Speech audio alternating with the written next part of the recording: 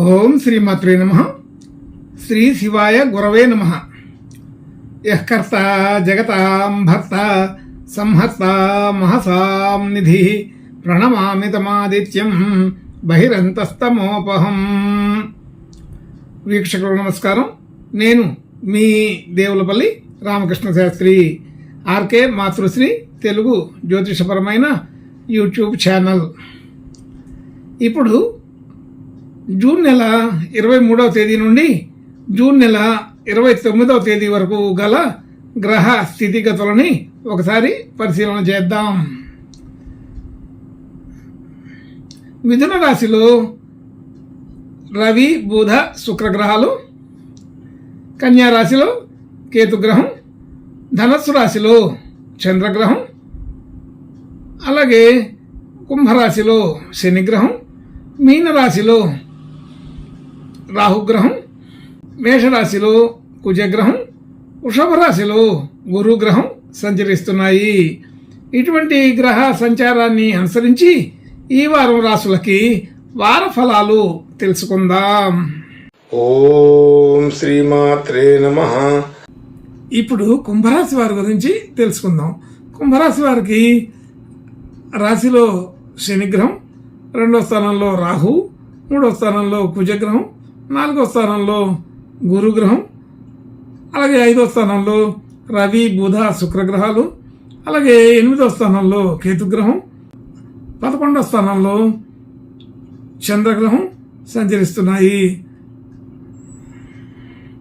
ఇటువంటి గ్రహ సంచారాన్ని అనుసరించి ఈ కుంభరాశి వారికి ఈ వారం కొంచెం మధ్యస్థమైన ఫలితాలే కనపడుతున్నాయి.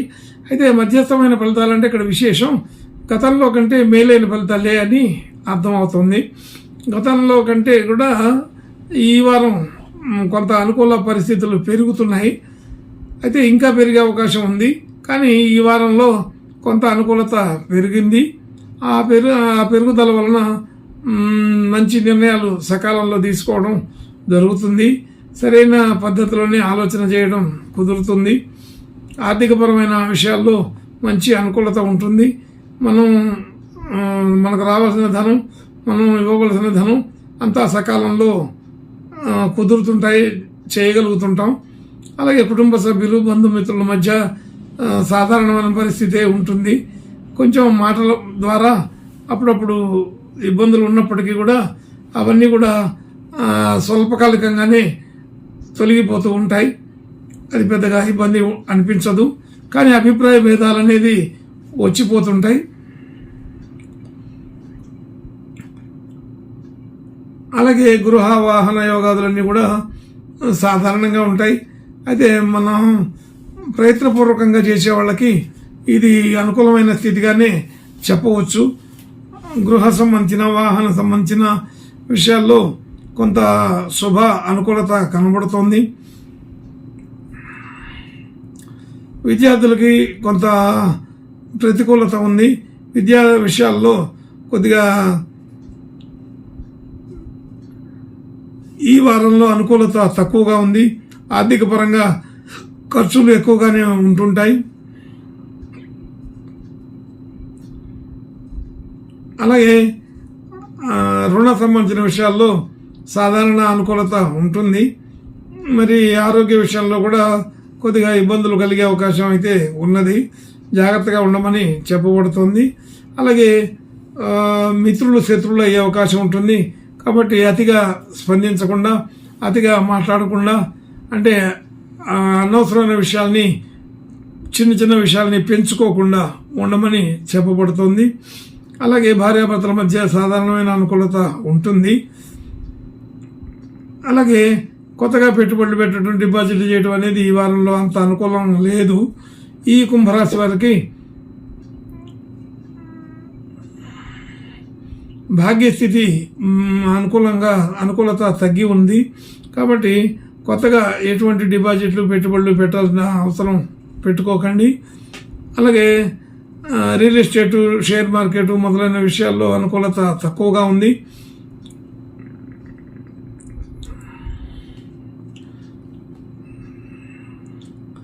భాగ్యస్థితి సాధారణంగా ఉంటుంది.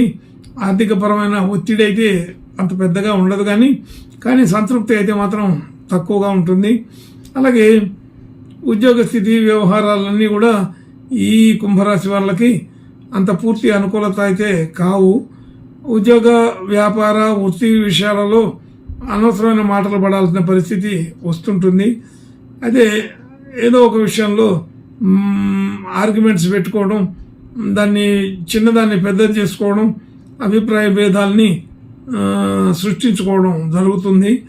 అలాగే ఏలినాటి శని ప్రభావం కూడా ఈ వారం కొంత పెరుగుతుంది. అయితే ఎంత స్వరాశి అయినప్పటికీ కూడా కొంత అనుకోకుండా పెరిగే అవకాశమే ఉన్నది.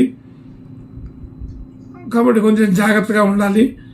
ముఖ్యంగా మాటల విషయంలో మన మాటలు వేరే వాళ్ళు అపార్థం చేసుకునే పద్ధతి ఎక్కువగా కనపడుతుంది. అలాగే వృత్తి ఉద్యోగ వ్యాపారాది విషయంలో కూడా ఈ మాటల ద్వారానే కొంత ఇబ్బందులు కలిగే అవకాశం ఉంది. అలాగే మనం చేసిన పనికి సరైన గుర్తింపు రాలేదని అసంతృప్తి కూడా ఉంటుంటుంది. కాబట్టి ఈ వారంలో అసంతృప్తి కూడా ఒక విధానంగా ఉంటుంది. అన్ని విషయాల్లో కూడా సాధారణ పరిస్థితులే ఉన్నాయి. కొత్త ప్రయత్నాలు చేసే వాళ్ళకి ఈ వారం అంత అనుకూలం కాదు. కొంచెం జాగ్రత్తగానే ఈ వారం గడుపుకోవాలి.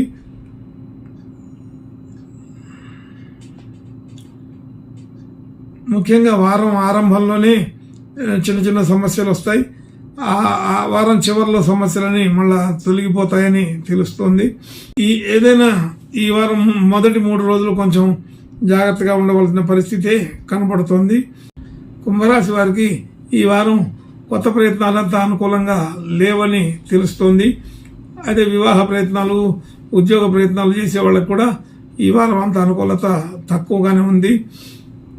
అలాగే కుటుంబం సంబంధించిన ఖర్చులు అవి కొంత సాధారణంగానే ఉంటాయి. కానీ కొత్త ఖర్చులు వచ్చి పడతాయని తెలుస్తుంది. అనుకోకుండా కొత్త ఖర్చులు వస్తుంటాయి. కాబట్టి ఈ వారం కొంత జాగ్రత్తగానే ఉండాలి. శని భగవానుడి యొక్క అనుకూలత తగ్గి ఉన్నది కాబట్టి ఈ వారం ఇంకా బాగా జాగ్రత్తగా అప్రమత్తంగా ఉండమని చెప్పబడుతుంది. అయితే శనికి తైలాభిషేకం చేయించుకోవడం, అలాగే ఈశ్వరునికి రుద్రాభిషేకం చేయించుకోవడం మంచి ఫలితాలు వచ్చే అవకాశం పెరుగుతుందని తెలుస్తుంది. శుభం భూయాత్. ఓం శ్రీమాత్రే నమః. ఓం శ్రీమాత్రే నమః.